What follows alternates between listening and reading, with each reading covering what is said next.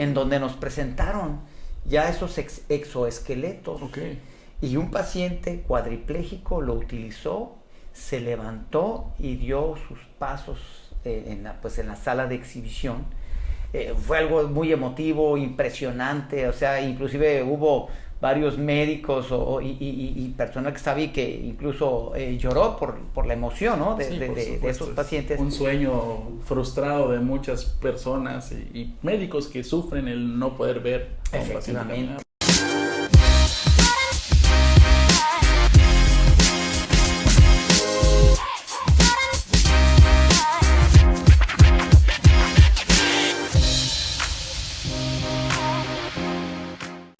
Hola, ¿qué tal, gente bonita? ¿Cómo están? Yo soy el Dr. Yus y bienvenidos a Medicina Sin Rodeos, el lugar donde hablamos de medicina de una manera mucho más fresca, sobre todo entretenida, pero lo más importante, verdadera.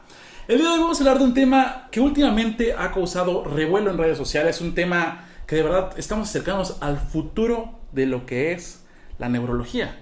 Así es como lo escucharon. Vamos a hablar el día de hoy de neurotecnología. Cosas que son de mucho pensar, cosas que son incluso antes de mucho miedo, de mucho cuestionamiento, pero que ya está pasando. Además de eso, vamos a hablar de muchas cosas más que tienen que ver con nuestro cerebro, que pues, es uno de los órganos principales que dan el funcionamiento a esta maravillosa máquina que es el cuerpo humano. Para ello, tengo el honor de presentarles a un invitado de lujo. Él es el doctor José Lomelí Ramírez, él es neurocirujano. Doctor Lomelí, bienvenido. Muchas gracias. Y adelante, pues sobre todo, darte las gracias por la invitación y tener pues la facilidad de seguir a todos tus followers por las redes sociales. No, encantado de verdad porque haya aceptado. Este es un tema que a mucha gente le llama la atención, algo que está moviendo las redes sociales y la inquietud de todos. ¿Por qué? Porque ya estamos en el futuro, ¿no? Y el cerebro es una máquina tan maravillosa que ¿quién mejor que usted para hablarnos de ella? Pues muchas gracias. Mira, vamos a empezar con lo de la tecnología. Mucha gente que ahorita está viendo todos los reportajes o YouTube piensa que esto es reciente. Claro. La verdad, las neurociencias como tal, la década de 1990 al año 2000 se llamó la década del cerebro, porque hubo los avances como nunca se habían dado. Si nos vamos un poquito a la historia para que la gente también vaya conociendo un poquito de la historia de la tecnología en neuro. Antes lo que se tenía para poder diagnosticar pues era solamente la radiografía. Claro. Y la radiografía pues todo el mundo sabe que solamente se ve hueso. A menos de que hubiera alguna cosa con calcificación lo podemos captar en la radiografía. Pero si no, ¿y entonces qué se hacía? Se inyectaba aire por la columna vertebral para ver si se pintaba o desplazaba los ventrículos, o ya después podían hacer un trépano, meter un catéter dentro de los ventrículos, inyectar aire o inyectar algún medio de contraste también para ver. Y bueno, después ya surgió la angiografía, que por aquí en la ingle con unos catéteres viajaban hasta el cerebro o a las carótidas, disparaban un medio de contraste y veían los vasos sanguíneos y ya se veía si había un desplazamiento de estos vasos para poder nosotros concluir, oye, pues ahí probablemente haya un tumor o algo Claro. por el estilo. Que para el que no sabe, un trépano es un orificio que se hace en el cráneo, y eso es desde la época medieval que se conoce, los antiguos cirujanos y todo ese tipo de situaciones como empezó la medicina. También, nada más para una reseña muy, muy breve, las trepanaciones se conocen desde 1000 años antes de Jesucristo. Imagínense. De hecho, hay una tribu en Perú, Okay. o había una tribu en Perú que se llamaba la tribu Cusco, Okay. en Perú, que ellos a su guerrero más, más fuerte o el que tenía más victorias, antes le decían, oye, en las batallas, córtale una oreja para saber cuántos hombres mataste. Pero entonces muchos cortaban de un solo las dos orejas y se colgaban las dos orejas. Okay.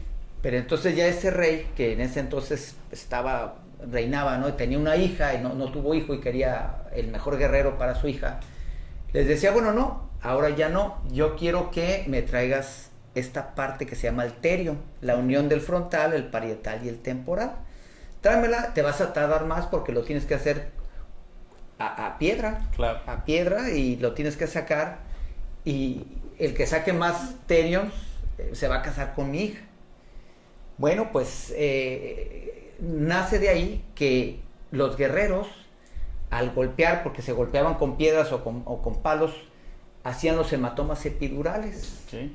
Y entonces, al hacer el trépano o al hacer la craniectomía, drenaban el coágulo, y entonces el guerrero empezaba a despertar, y pues otro, ¿no? Entonces digamos, los amigos de los que estaban caídos se empezaron a fijar y decían, bueno, si le hacemos esto a los caídos, pues puede ser que también vivan. Y entonces ellos ya distinguían la pupila.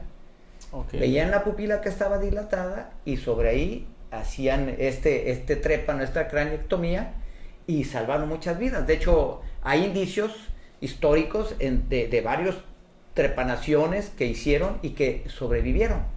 Hay otros que no hubo regeneración ósea, que hubo osteomielitis y fallecieron, Claro. pero tuvieron éxito. Entonces, de 1000 años antes de Cristo. Que podríamos decir que ahí es donde empieza la historia de la neurocirugía, ¿no? Efectivamente. Que es esta ciencia que, pues bueno, es una especialidad quirúrgica y se encarga hoy sí que de lo maravilloso que es el cerebro, ¿no? Usted es neurocirujano. Más o menos, ¿qué se necesita estudiar para ser neurocirujano? Bien, vamos a hablar de estos tiempos. Tú haces, por lo general, 4 años de universidad, tu año de internado, de servicio social, y ahorita las sedes, muchas de ellas te piden 1 año, o 2, o 3, o hasta 4 de cirugía general, y después son 5 años de neurocirugía.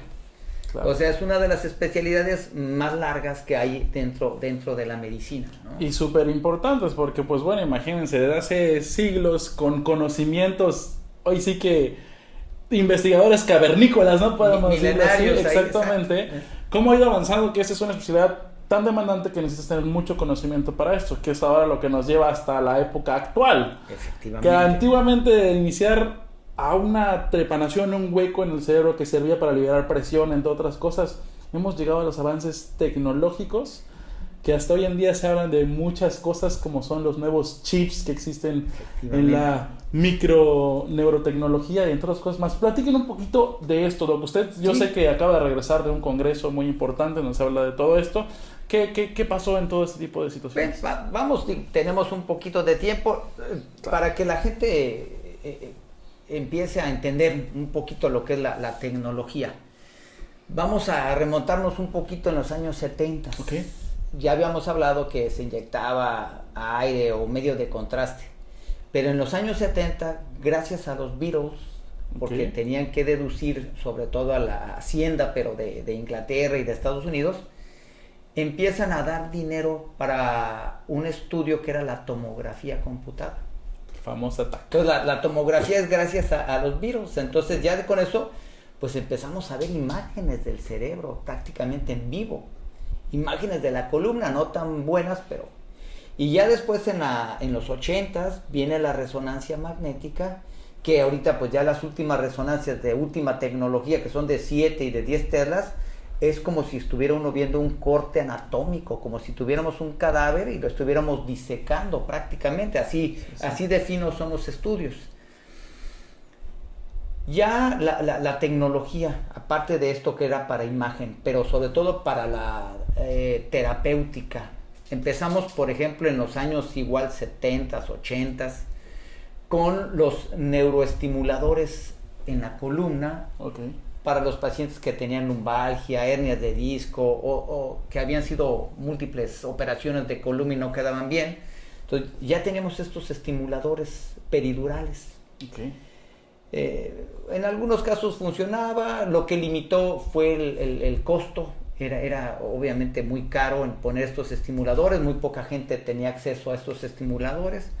Después vinieron los estimuladores cerebrales para las convulsiones, para la enfermedad de Parkinson, para dolor. O sea, esto no es de lo último. Claro. ¿Qué se ha hecho últimamente? Se ha perfeccionado. Que de hecho, esta tecnología. Lo que pude leer es que hoy en día existen más de 300,000 usuarios de esta tecnología, sobre todo para el Parkinson, que es una enfermedad que... Sí, efectivamente. De hecho, hace un tiempo, por ahí más o menos un año, publicamos una cirugía para un paciente de Parkinson en el hospital Bozán y le fue pues muy bien. Actualmente Elon Musk está teniendo, con todo el recurso que tiene y con todos los investigadores que tiene, está teniendo su Neuralink, en donde prácticamente ya son chips con mini componentes que pueden insertarse en lo profundo del cerebro o en la médula para intentar regenerar y que se propague el estímulo que había de neurona a neurona por medio de los axones, etcétera. Entonces, esto es algo muy prometedor, pero hay que recordar, todos estos estudios necesitan un protocolo bien establecido, que es un protocolo de investigación, de hacerlo en laboratorios y hacerlo, por ejemplo, en animales. Muchas veces utiliza unos ratas o utiliza unos simios, etcétera, para poder después llevarlo al humano. Claro. Pero recordemos que también esto es algo tan bonito porque ya lo tenemos. Por ejemplo, ya ahorita una persona que ha tenido un accidente automovilístico de motocicleta y se queda sin movimiento del cuello para abajo, cuadripléjico. Claro. ¿Ah? Entonces ya en la actualidad tenemos exoesqueletos. Sí, cosas impresionantes que veías tú solo en las películas de ciencia ficción. ¿No? Entonces ya tenemos estos exoesqueletos que trabajan mediante un chip o con el mismo estímulo nervioso que uno lo piensa, lo captan y hacen los movimientos. Claro. Hemos visto las famosas manos mecánicas o biomecánicas o robóticas, en donde con el puro impulso, por ese nervio que está cortado, pero que sigue estando ahí el nervio y el impulso, pues tú puedes abrir y mover tu mano, va a agarrar un vaso. Entonces, esto va a ir evolucionando. Yo espero que en los próximos 20 años haya un desarrollo impresionante. Sí. Ya no vamos a ver pacientes más cuadriplégicos o hemipléjicos, pacientes con EBCs que quedan también con alguna secuela neurológica, enfermedades como las coreas, Parkinson.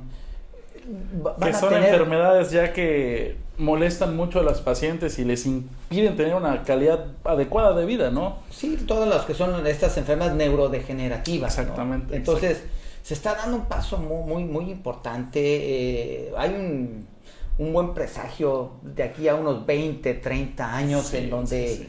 Y bueno, la genética también está evolucionando. Estamos tratando de limpiar los genes de estas enfermedades, ¿no? No, y es impresionante eso, tanto la genética como la tecnología, porque por ejemplo son cosas que nosotros veíamos en películas de ciencia ficción, desde sables láser, por ejemplo, que ya existen, hasta cosas que están avanzando en la tecnología en la medicina. Por ejemplo, esto que toca este tema de Elon Musk, es uno de los genios más grandes que existen en la actualidad. Y pues bueno, son las personas que tienen un déficit mental, un IQ, un IQ muy alto. Claro. Que pocas personas tienen esa capacidad de desarrollar ese tipo de tecnologías, ¿no? Y pues bueno, la verdad es un tema que a mucha gente le ha dado mucho miedo, porque todos hemos visto la película de Terminator, ¿no? Que se empieza a unificar la robótica con el cuerpo humano, ¿no? Este chip que se habla de Neuralink es un chip que ha causado mucho revuelo y muchos médicos se han opuesto a ello, ¿no? ¿Por qué? Antes de esto, el sueño de Elon Musk es ayudar a la gente parapléjica a poder ayudarles a caminar nuevamente, y entre todo ellos empezarle a ayudarlos también a comunicarse por medio de texto a las personas que no pueden hablar, por mensajes de texto, entrar a redes sociales, o sea, cosas que lo escuchas padrísimo, ¿no? O sea, qué bueno que piense esto. Pero detrás de todo eso hay muchas teorías, que una de ellas dice que cuando el paciente fallezca, ese chip que se te va a conectar pues al cerebro guarda toda tu memoria, todos tus recuerdos, todos tus pensamientos, toda tu vida, y se lo puedes poner a la computadora para que esa persona con la inteligencia artificial siga pues estando con nosotros, ¿no? Cosas que son de miedo. Claro, claro. Sí, hay muchas implicaciones éticas, morales, religiosas que se tienen que ver. Por eso hablaba del protocolo de investigación. Normalmente son protocolos que pueden ir de 5 a 10 años para desarrollarse. Claro. ¿no? Y ver, ahí está, por ejemplo, el ejemplo de Dolly, la borreguita clonada, etcétera, todo el revuelto que hubo, el revuelco que hubo en redes sociales, en el mundo, lo moral, lo ético, lo católico, etcétera, ¿no? Entonces, habrá que ver, pero yo creo que todos estos avances seguramente es para beneficio, ya lo hemos visto. Digamos, en los años 30, hasta en los 50, pues la supervivencia de los hombres, de las mujeres, no pasaba ya de los 70 años. Claro. Ahorita ya en México es una realidad. Las mujeres viven 79 años y los hombres 75. Puede ser que me esté equivocando con las cifras, que no las tengo muy frescas, Claro. pero cada vez con los medicamentos y la tecnología estamos alargando la cantidad y la calidad de vida, ¿no? Sí, por supuesto. Hay algo que tenemos en contra, que pues también dentro de nuestra idiosincrasia, nuestra alimentación no nos favorece, y entonces el gran problema, por ejemplo, de México es la diabetes. Sí, uno de los principales, de hecho es la principal enfermedad crónico-degenerativa del mundo, ¿no? O sea, y aquí en el país somos el número 1. Pero es algo impresionante. 9 de cada 10 pacientes que yo atiendo son diabéticos. Y tenemos que hacer algo al respecto, porque esto es una ola que se va a convertir en un tsunami y nos va a rebasar en cuanto a la capacidad de atención.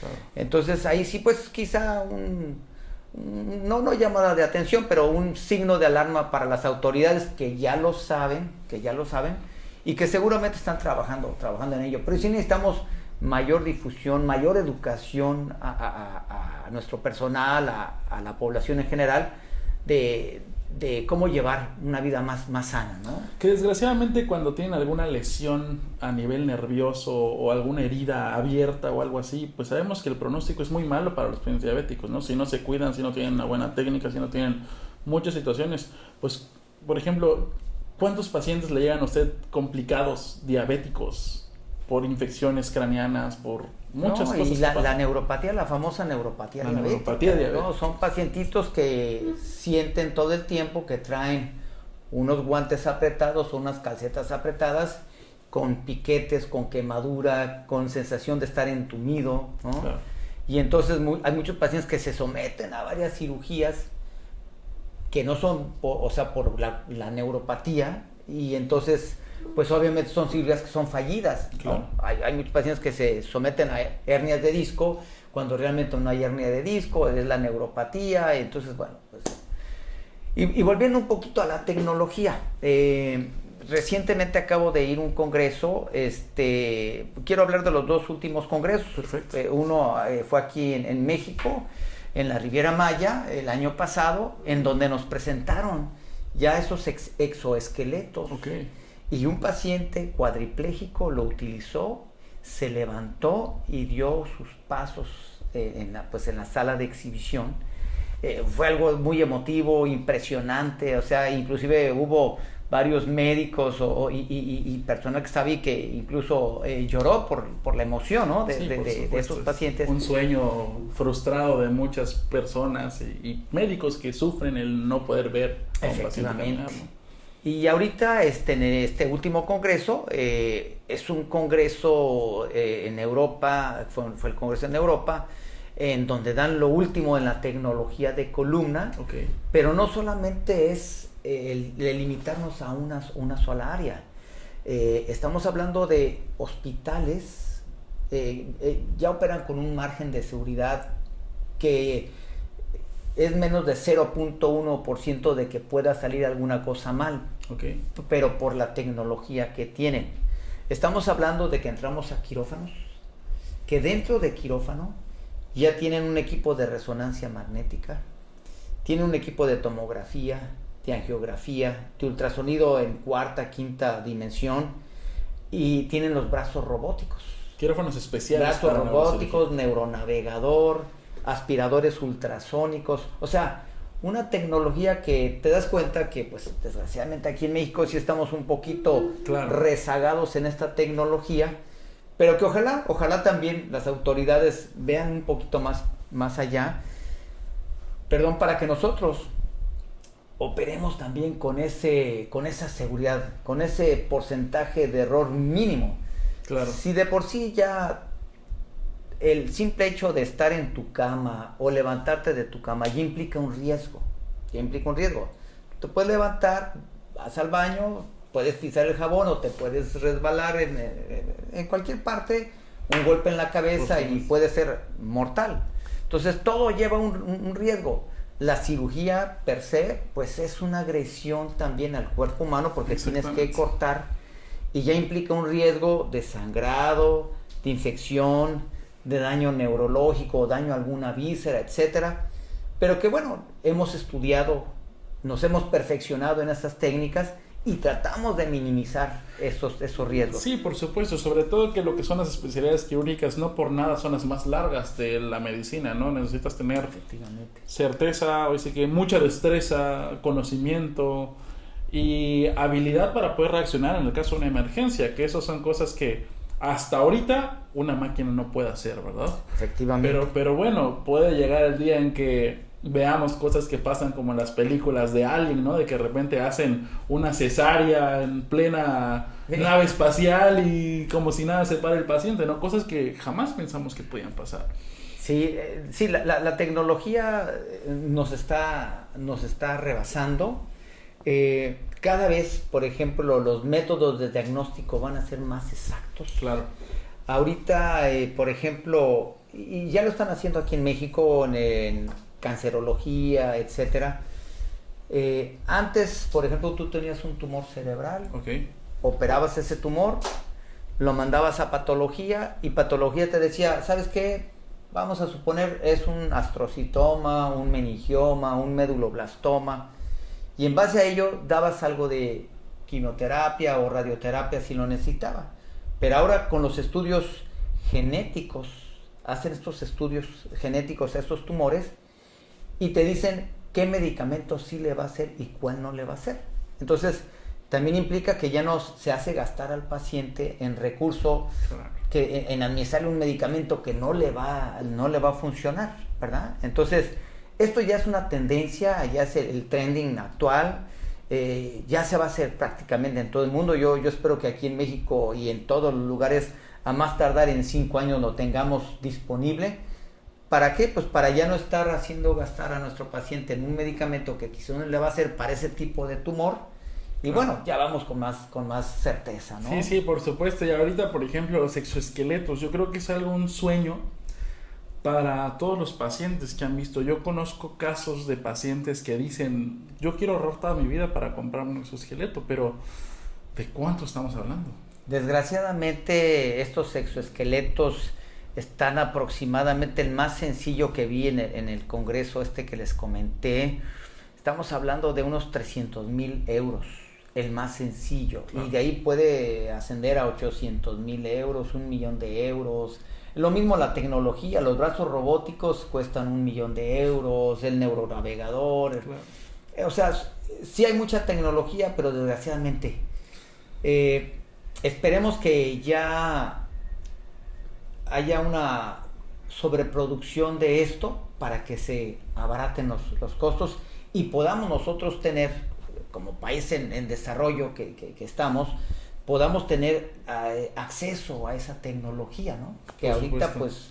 Pues nada más la vemos en congresos o en ciencia ficción, pero al menos ya es una realidad, ¿no? Efectivamente. Si pudiéramos nombrar 5 casos o causas, motivos de consulta que usted reciba día a día, ¿cuáles serían? Bien, aquí sí me gustaría comentarte, porque vale la pena hacer esta aclaración. Lo que es antes de la pandemia y después de la pandemia. Por supuesto. Normalmente nosotros como neurocirujanos, neurólogos, porque muchas veces la gente nos identifica como neurólogos, ¿no? Entonces vale la pena que explicara cuáles son las diferencias. Efectivamente, el neurólogo es aquel médico clínico que ve todas las enfermedades del cerebro pero que no opera. Claro. Y nosotros vemos las enfermedades del cerebro, pero tenemos la capacidad, fuimos entrenados para operar. Por supuesto. El neurólogo puede decir, bueno, es que yo me profundizo más en las enfermedades como Parkinson, esclerosis lateral amiotrófica, claro, esclerosis múltiple. Sí, efectivamente, ellos se profundizan más en esto, pero nosotros pues podemos operar ciertas cosas, ciertos tumores, etcétera, ¿no? Bien, normalmente antes de la pandemia vamos a decir que de 10 pacientes, 5 acudían por enfermedades psicosomáticas. Okay. ¿Qué quiere decir? Migraña, colitis, gastritis, los ataques de ansiedad, etcétera, ¿no? Que la migraña y la ansiedad son temas que de verdad horas para tocarlo porque es para desarrollarlo, claro, ¿no? Y ahorita con la pandemia, con el temor de contagiarse, con el temor de morir, el estar viendo a nuestros familiares, pues sí, caer y muchos de nuestros compañeros morir, que todos, seguramente todos tenemos una historia triste que contar por allá. Ahora ya prácticamente 8 o 9 de cada 10 pacientes son por enfermedades psicosomáticas. Se nos disparó. Wow. Más sin embargo, como nosotros de neurocirujanos, las primeras, digamos, 5 causas que vemos, lo primero es columna. Ok. Primero, columna lumbar. ¿Quién no ha tenido un dolor de espalda? Todos. Yo creo que hasta los jóvenes hoy en día, las hernias discales juveniles o las protrusiones son... Alguna caída, un resbalón, un sentón, levantar objetos pesados. Hay muchos, ahí cuidado con los físico-culturistas. De veras me llega muy frecuentemente personas que cargando libre, peso libre, haciendo los famosos squats, la hernia, y me llegan engatillados y de ahí los tengo que pasar a quirófano porque está la hernia extruida.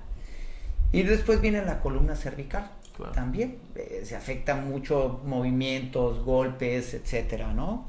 De allá pues sí tenemos los traumatismos de cráneo, que pueden ser desde leves hasta muy graves, con hemorragias que pueden ser dentro del cerebro, dentro de los ventrículos, subdurales, epidurales, fracturas, etcétera.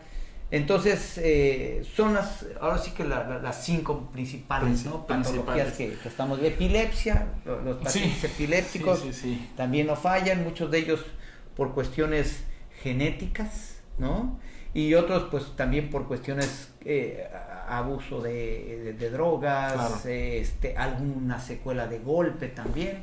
Y la epilepsia son tratamientos para siempre, ¿no? O sea, la mayoría... Sí, normalmente tratamientos prolongados. Hay un protocolo bien establecido para poder ir depletando poco a poco los medicamentos, haciendo electroencefalogramas periódicamente, revisar la evolución del paciente para que nosotros podamos o ir disminuyendo o quitar el medicamento, ¿no? Claro, claro. Entonces, lo más peligroso y lo común que hace la gente es que se siente bien.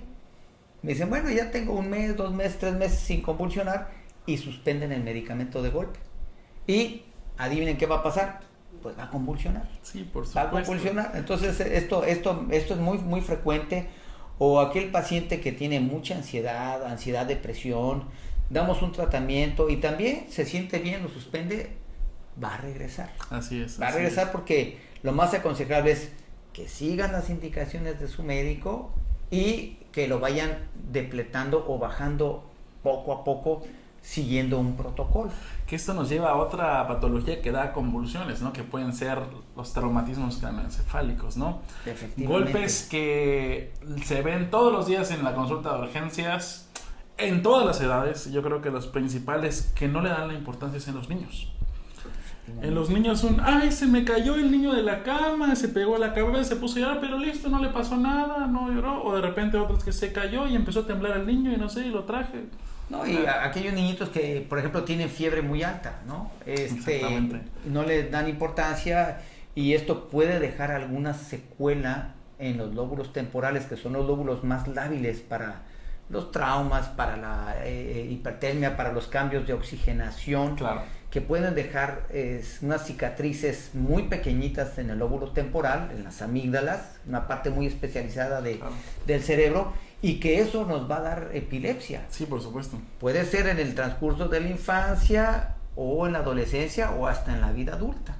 Desgraciadamente es una enfermedad que si no la atiendes a tiempo, las consecuencias pueden ser fatales. Sí, es algo que tienen que tener mucho en la cabeza. O sea, cualquier golpecito que hayan tenido, ya sea de niños, adultos, lo que sea, es ir a urgencias.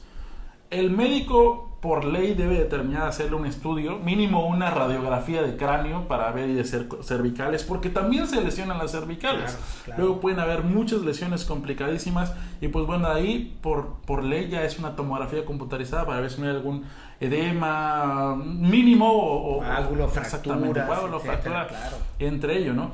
Entre ello, ¿cuáles son las más comunes que se llegan a presentar de los traumatismos craneoencefálicos? Normalmente pues son las fracturas de cráneo. Si vemos por ejemplo los pacientitos en motocicleta, normalmente son fracturas de cráneo y de macizo facial también, claro, que pues ustedes también ven bastante. Y están los accidentes caseros en donde el señor va por una escalera a cambiar un foco o ver el tinaco, se cae hacia la parte posterior y una fractura o un coágulo en la región occipital o en fosa posterior, que son muy delicados, ¿no? Claro. Entonces ahí sí, seguridad ante todo, se les pide, cualquier golpe, como dices, es mejor ir, que te vea un especialista, si neurológicamente estás bien y si el especialista considera mandarte algún tipo de estudio, ¿no? Siempre sopesamos los riesgos-beneficios. Sabemos que, por ejemplo, una tomografía sí emite muchas radiaciones y en un niñito que está creciendo, pues está radiando su cerebro, como que no es muy saludable. Claro. A menos que tenga datos de alarma. Efectivamente. Entonces nosotros sopesamos si es necesario hacer la tomografía, riesgo-beneficio. Siempre sopesamos más el beneficio de hacer un estudio, ¿no? Claro. Y en este caso, por ejemplo, si lo dejas pasar, hemos visto que inician con convulsiones y luego incluso quedan hasta con parálisis en la columna y no pueden caminar, ¿no? O sea, a veces que hemos visto casos así. Es que el problema de una epilepsia mal tratada o no tratada en absoluto es que tarde que temprano se nos puede convertir en un estatus epiléptico. Okay. Estatus epiléptico es aquel paciente que empieza a convulsionar y convulsiona y no hay un periodo de descanso, o si hay es un periodo muy breve. Entonces sigue convulsionando. ¿Y qué pasa cuando un paciente convulsiona generalizadamente? Lo ven que se pone morado, no respira. Entonces este paciente puede morir por ese estatus epiléptico. De hecho, el que un paciente llegue en estatus epilépticos es una urgencia médica, pero extrema, en cualquier parte del mundo. Claro.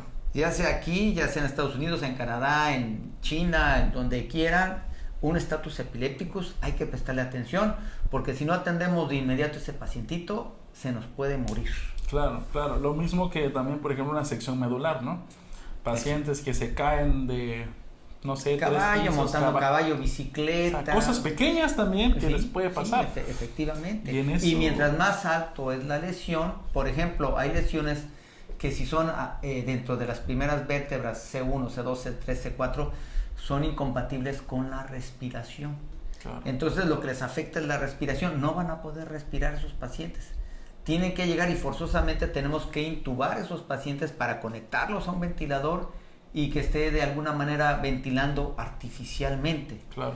Entonces esa es la importancia de describir, tratar y obviamente si se puede, pues realizar la cirugía para descomprimir, estabilizar y bueno, dejar lo mejor posible a esos pacientitos, ¿no? Claro. A mí me tocó recibir una vez, en una rotación pasó un paciente que tuvo una sección medular, se cayó de un puente. Y ese paciente vivió como 3 semanas, pero luego hizo paro. Efectivamente, lo que comentas, empezó a tener una falla respiratoria que lo llevó a una falla multiorgánica y bueno, falleció. Y son cosas terribles que pues nunca sabes qué te puede pasar, ¿no? Es que hay que recordar que nuestro tejido nervioso es un tejido parecido a una gelatina, claro, a un flan. Claro. Y entonces cuando hay alguna lesión, ya sea un trauma, un tumor, una isquemia, una hemorragia, genera haciendo edema. Claro. Y la médula también. Entonces uno es el daño primario. Luego después vienen la liberación de algunos mediadores químicos y de inflamación que nos van a producir un daño secundario y hasta terciario. Claro. Y es por eso que un paciente puede llegar con alguna lesión, con el daño primario y se ve estable. Te confías, lo ves en unas horas después y ese paciente ya está muy grave, porque está haciendo el edema. Y edema cerebral o edema de médula. Así que, como conclusión en este caso, o sea, tiene que ir a consultar, vigilar. Sí, es mejor, siempre es el decir, bueno, vamos a una consulta, que me ve el especialista, si hay necesidad de hacer algún estudio, nosotros sopesamos. Por lo general siempre no dejamos nada a la duda porque no queremos tener ninguna complicación, claro. Entonces siempre mandamos estudios, ¿no? Y esos pacientitos que le llegan con ese dolor lumbar crónico, que dicen, doctor, llevo más de 10 años con un dolor en la espalda baja, pero bueno, no te hacen caso, no bajan de peso, no se cuidan. Normalmente, para que, digamos, la gente lo entienda un poquito, vamos a decir que hay 3 grandes síndromes de dolor de columna. Uno, sobre todo en la gente joven, la famosa hernia de disco, en donde yo está un botellón de agua, lo quiero subir, lo agarro y el momento de jalarlo, siento el latigazo. Lo describen como un latigazo, como una descarga eléctrica. Es una hernia que se salió y va a tener la distribución del nervio ciático, que puede ser por toda la parte posterior de la región lumbar, agarra el glúteo, agarra la parte posterior del muslo, y puede irse hasta la pantorrilla o hasta los dedos. Claro. Ese es un síndrome exclusivo de una hernia de disco. Está otro gran síndrome en donde el paciente dice, oiga doctor, es que yo me agacho o me hago para un lado y siento un chasquido, un tronido y me quedo trabado. Y ya está después hasta que no empiezo y como que siento otro chasquido y vuelvo a estar bien. Esto nos habla de columna inestable. Hay alguna fractura o una hiperlaxitud de los ligamentos que nos está permitiendo que nuestra vértebra se esté desplazando en sentido antero-posterior o latero-lateral o rotando. Claro. Entonces, esto también hay que atenderlo porque con el tiempo se va a ir desplazando más esta vértebra una compresión. Y va a ser una compresión a las estructuras nerviosas. Y el otro que ya lo vemos en personas mayores, en donde pues vemos al abuelito, claro, que camina 10 o 20 pasos y se para y me dice, es que se me cansaron las piernas, se tienen que sentar un ratito para poder otra vez iniciar a caminar y otros 20, 30 pasos. Esto nos habla de una columna, de un canal estrecho. Ya con los años, nuestra columna, el raquis, claro, y el conducto raquídeo se van cerrando y van comprimiendo las estructuras nerviosas. Por eso, obviamente un nervio atrapado no nos va a dar la autonomía de un nervio que no está atrapado. Que les provoca el dolor y además... El dolor y el entumecimiento y el cansancio. A encorvar, ¿no? Efectivamente, ya con los cambios de edad. Y que también hay que atender porque pues si no son pacientitos que después ya no se van a levantar para hacer sus cosas, ¿no? Su vida normal. Claro, por ejemplo, alguna alternativa para la gente joven, porque mucha gente joven ve este tipo de videos y no sabe a veces qué es lo que tiene que hacer, acudir, o sea, qué medidas y qué tratamientos podrían haber tanto para una lesión discal, por ejemplo, juvenil. Hemos visto que hay casos, eso que comentas, fisicoculturistas, pues es una edad joven que están todavía haciendo mucho ejercicio, claro, o incluso malas técnicas tanto para correr, muchas cosas. ¿Qué se puede hacer? El hecho de hacer abdominales. Tú puedes hacer un abdominal que no la haces bien y le vas a meter presión a tu disco y va a terminar por protruirse o extruirse ese disco. Lo primero es, si tienes dolor lumbar, trata de no levantar cosas pesadas, no estarte inclinando, no hacer lateralizaciones, torsiones, y acudir con el médico para que te estudie, ¿no? Analgésicos, relajantes es aconsejable, pero no dejarlo pasar. Hay pacientitos que me han llegado con una hernia de disco y con toda la sintomatología de lo que le llaman la famosa ciática. Okay. Y pues les digo la alternativa, que puede ser conservadora, un tratamiento con plasma y ozono o quirúrgico. Vamos a suponer que este pacientito ya tiene una hernia muy grande y que tiene que ser quirúrgico el tratamiento. Claro. Y me dicen, no, pues ¿saben qué? Por alguna cuestión, miedo o alguna cuestión económica, pues no puede y se quiere esperar. Y yo siempre les doy este ejemplo. Yo me puedo amarrar una liga aquí a este dedo, fuerte, muy fuerte la liga, y puedo estar tomando medicamentos para el dolor. Por supuesto. Pero esta liga le está impidiendo a la microcirculación, a la vasa, a la microcirculación, vasa nervorum, vasa vasorum, de que esté irrigando este dedito. Entonces, este dedito se me va a poner negro. Y aunque yo después quite la liga, este dedito se me va a caer. Lo mismo pasa con el nervio. Si está la hernia de disco comprimiendo el nervio, está comprimiendo la vasa nervorum, que es lo que le da la irrigación, lo que le lleva los nutrientes, la sangre a ese nervio. Entonces ese nervio primero se va a inflamar, se va a poner rojo y es donde está el dolor, ¿no? Por supuesto. Después se va a poner ya obscurito y se va a morir este nervio. Y dependiendo qué nervio sea, pues nos va a dar el déficit en nuestros miembros inferiores. Normalmente las hernias de L4, L5, S1 nos dan lo que es la fuerza para mover el tobillo. Claro. Entonces, si el paciente se queda mucho tiempo sin atender, va a llegar con el pie caído. Va a estar arrastrando ese pie al caminar, lo va a arrastrar. Y ya después de que esto pasa, va a ser muy difícil, aunque la cirugía salga muy bien, que lo recupere porque ya hay un daño nervioso. Es lo mismo que pasa en las amputaciones, por ejemplo, cuando llegan casos de que le traigo el brazo, doctor, ¿será que me lo va a reparar? Ok, sí, pero claro, los nervios, las arterias, las venas. Y mientras más tiempo pase, tú ya sabes que esto es imposible, porque se hacen trombos, los microtrombos a nivel de las articulaciones y de todos los vasitos. Claro. Y ya va a ser muy difícil que esto funcione, ¿no? Y es por eso que es muy importante, porque apenas sientan desde un calambrito, porque así empiezan más las hernias. Sí. Vayan a consultar, o sea, la gente tiene que empezar a cambiar esa cultura de no me tomo una pastillita, o no se me va a pasar, o no voy con el huesero, el tallador. O el famoso comadre o compadre de que les da las indicaciones, mira, a mí me pasó esto y yo hice esto y se me quitó, ¿no? Claro, por supuesto. Hay que individualizar todos los casos. Claro, ¿no? Y sobre todo que tienen que entender que la neurocirugía ha avanzado tanto que ya se ofrecen tratamientos alternativos como la ozonoterapia, ¿no? Que es algo muy bueno que ayuda. Cirugía también tubular, hay mucha gente que dice, bueno, ya no quiero ya por un tubito, un endoscopio podemos hacer cirugías, quitar hernias, pero siempre, bueno, hay que aclarar que mientras más tecnología uno requiere en la cirugía, pues obviamente ya no es tanto el costo de nosotros, sino el costo de la renta de estos equipos, ¿no? Sí, por supuesto, y es algo que tiene que entender la gente, que la medicina, desgraciadamente las cirugías no son baratas, pero es porque los equipos son costosos, ¿no? Claro. Y pues bueno, hoy sí que es algo que tienen que recalcar siempre, la importancia de acudir al médico, la importancia de acudir al neurocirujano o al neurólogo en caso de que necesiten alguna patología de esas para tratarse. Y pues bueno, yo creo que es algo padrísimo que tienen que saber la gente. Y la verdad que yo creo que podríamos hablar muchísimas más horas de todo esto, lo maravilloso que rodea la neurocirugía, Doc. Sí, claro. Otro, por ejemplo, una migraña. ¿Cuánta persona no tiene migraña y no le pone atención? Sí, por supuesto. Y una migraña puede ser un signo de un aneurisma.